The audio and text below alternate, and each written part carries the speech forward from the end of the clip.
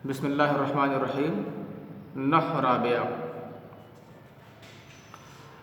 हम लोग तमीज़ की बहस पढ़ लिए और उसमें ये जान लिए कि तमीज़ किस चीज़ के लिए इस्तेमाल होती है और किस किस के इबहाम को दूर करने के लिए तमीज़ लाई जाती है।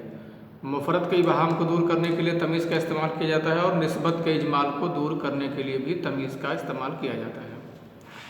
मुफ़रद के इबहाम को दूर करने के लिए कैसे समझेंगे? जब अदद के बाद हो या अदद सरीही हो या अदद किनाई हो या मकादीर के बाद हो या जो लफ्ज़ मुमासला पे दलालत करें उसके बाद हो या जो मुगायरत पे दलालत करें उनके बाद हो।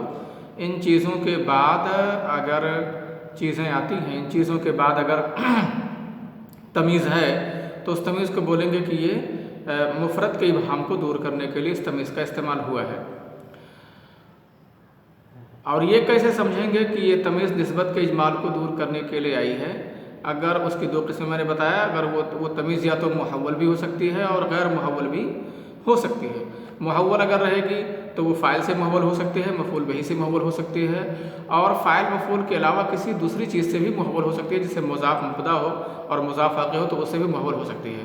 और कभी निस्बत के इजमाल को दूर करने वाली तमीज़ गैर मुहव्वल भी हो सकती है। कभी कभी ऐसा हो सकता है, ऐसा बहुत कम होता है लेकिन कभी कभी ऐसा भी हो सकता है।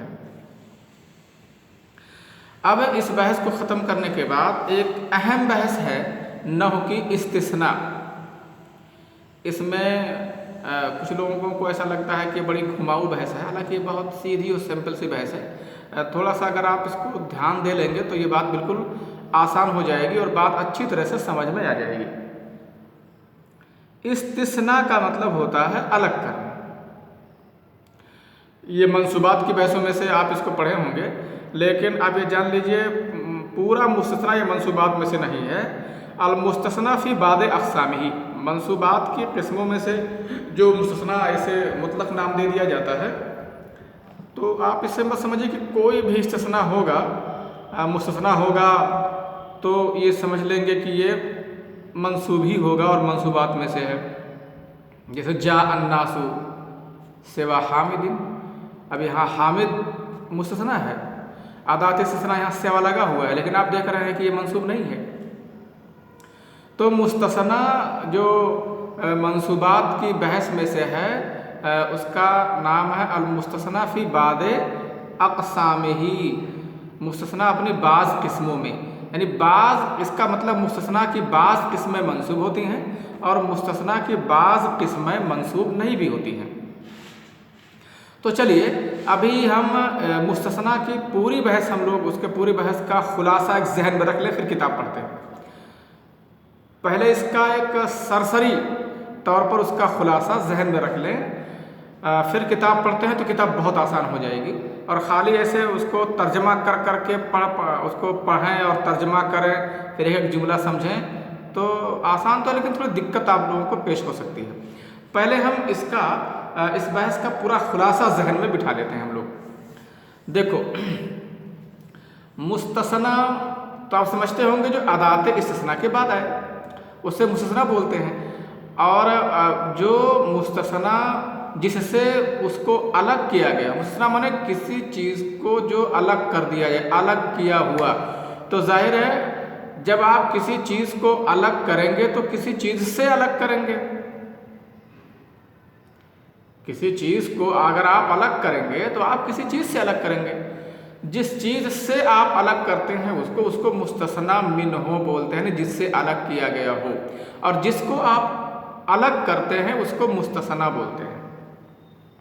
अब अलग करने के लिए कुछ उसके लिए अदवात इस्तेमाल किए जाते हैं और उसको बोलते हैं अदवातुल इस्तिस्ना। अरे 10 हैं, बहुत आसान है। लैसा लायकुन मा खला मा अदा, लैसा लायकुनो मा खला मा अदा, ये हो गए। सिवा और गैरो, दो जोड़ लीजिए, ये हो गए। फिर खला अदा हाशा, 3 और हो गए, और इल्ला 10वां इल्ला। इनमें से 9 अदवात इस्तिस्ना ऐसे हैं जिनके बाद मुस्तस्ना का जानना बहुत ही ज़्यादा आसान है, बहुत आसान है। और एक है इल्ला, इसके बाद थोड़ा उसकी हालतें हैं कि कैसे क्या होगा, तो किस तरह से मुस्तस्ना होगा, बस थोड़ी सी इसमें तफसील है। जो 9 अदवात इस्तिस्ना है उनके बाद मुस्तस्ना आएगा तो कोई तफसील नहीं है। लेकिन एक अदात इस्तिस्ना है इल्ला, इसके बाद अगर आएगा तो ये थोड़ी सी मुख्तसर सी तफसील है। वो तफसील है मगर मुख्तसर है। इसको आप जान लेंगे तो अच्छा रहेगा, फिर कभी नहीं फंस सकते हैं मुस्तस्ना की बहस में। चलिए, जिसमें पहले कुछ तफसील नहीं है उसको पढ़ते हैं, जानते हैं उसे। अगर अदाते इस्तिस्ना लैसा ला यकून मा खला मा अदा में से कोई है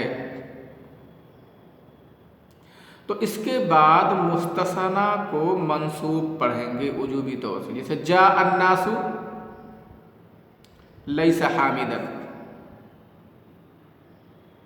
जा अन्नासु ला यकूनु हामिदन, जा अन्नासु मा खला हामिदन, जा अन्नासु मा अदा हामिदन। इनमें से अगर कोई है लैसा ला यकून मा खला मा अदा, इन चारों अदवात इस्तिस्ना में से अगर कोई अदात इस्तिस्ना के लिए इस्तेमाल किया गया है तो इसके बाद मुस्तस्ना को मंसूब पढ़ेंगे बस, और कोई कंडीशन नहीं है, मंसूब पढ़ेंगे, खत्म, खलास।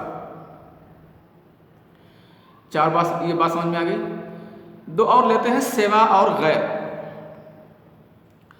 अगर अदवात इस्तिस्ना में से इन दोनों का इस्तेमाल किया गया है, सेवा या गैर का, तो इसके बाद मुस्तस्ना को मजरूर पढ़ेंगे, कुछ भी तो कोई कंडीशन नहीं है, मजरूर पढ़ेंगे। जैसे जा अन्नासु गैरा ज़ैदिन गैरा हामिदिन, जा अन्नासु सिवा हामिदिन, बस इसे पढ़ेंगे। तो 4 2 6 से आपका निकल गए। अब बाकी बचा 4। खला अदा हाशा, खला अदा हाशा। अगर अदवात इस्तिस्ना में से इन तीनों में से किसी एक का इस्तेमाल किया गया है तो इसके बाद आप मुस्तस्ना को मंसूब भी पढ़ सकते हो और मजरूर भी पढ़ सकते हो, दोनों पढ़ सकते हो, दोनों जायज़ है। खला अदा हाशा अब क्यों पढ़ सकते हैं? जो लोग इसको अफ़आल मानते हैं वो उसके बाद मंसूब पढ़ते हैं, और जो हुरूफ़ जारा में से मानते हैं उसके बाद मजरूर पढ़ते हैं, बस। बहरहाल आप इतना याद रखो कि अगर अदवात इस्तिस्ना में से इन तीनों का इस्तेमाल किया गया, खला अदा हाशा, इन तीनों का इस्तेमाल किया गया है अदवात इस्तिस्ना में से,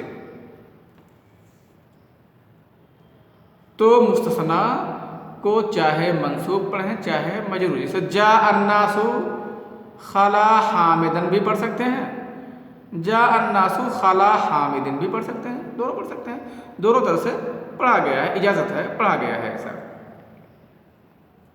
9 तो आपका एकदम क्लियर हो गया, 9 एकदम साफ है। अब एक बचता है इल्ला। तो इल्ला में कदरे तफसील है, मैंने कहा मुख्तसर तफसील है ना, थोड़ी सी तफसील है इसमें। वो क्या है? आप इल्ला की बहस समझने से पहले पहले कलाम ताम और मूजब समझ लीजिए, क्योंकि इसमें ये इस्तिलाह बार बार आएगी, कलाम ताम और मूजब। कलाम ताम बोलते हैं जिसमें मुस्तस्ना मिन्हु जिक्र हो, है ना, जिसमें मुस्तस्ना मिन, इसका मतलब ऐसा है कि कोई कलाम ऐसा भी हो सकता है कि उसमें मुस्तस्ना मिन्हु जिक्र ना हो। हाँ, ऐसा भी हो सकता है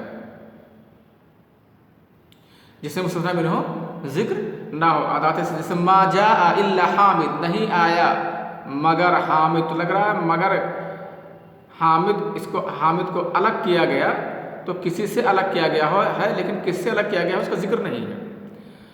तो मुस्तसना मिनहो अगर कहा जाए मा जा अन्नासु इल्ला हामिद, लोग नहीं आए मगर हामिद, तो इससे साफ पता चल गया कि हामिद को आपने लोगों से, नास से अलग किया है।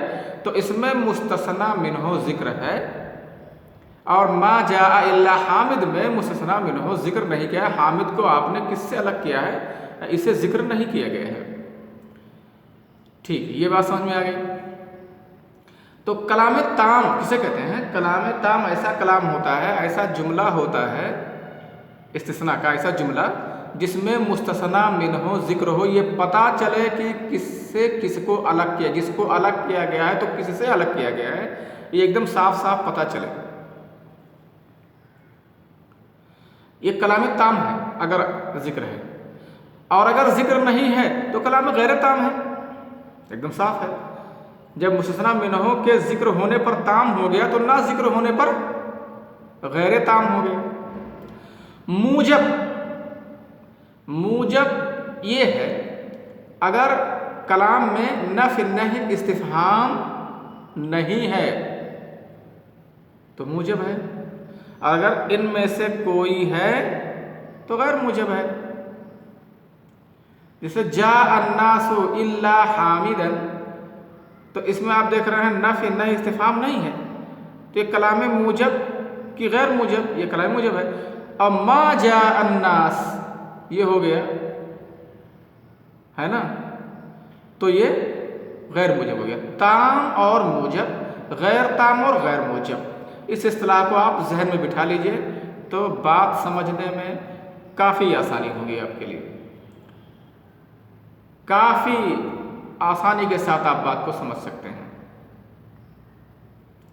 अब इल्ला की चीज़ मैं कल बताऊंगा इंशाअल्लाह, आपको समझाऊंगा। पहले आप ताम और मूजब जहन में बिठाओ, ताम और मूजब, गैर ताम और गैर मूजब किसे कहते हैं, और बाकी 9 अदवात जो मैंने बताए हैं उनके बाद अगर मुस्तसना होगा तो उनकी कौन सी हालत होगी, इस चीज़ को आप समझ लीजिए और जहन में बिठा लीजिए। ठीक है, अच्छा, अस्सलाम वालेकुम रहमतुल्लाहि व बरकातुहू।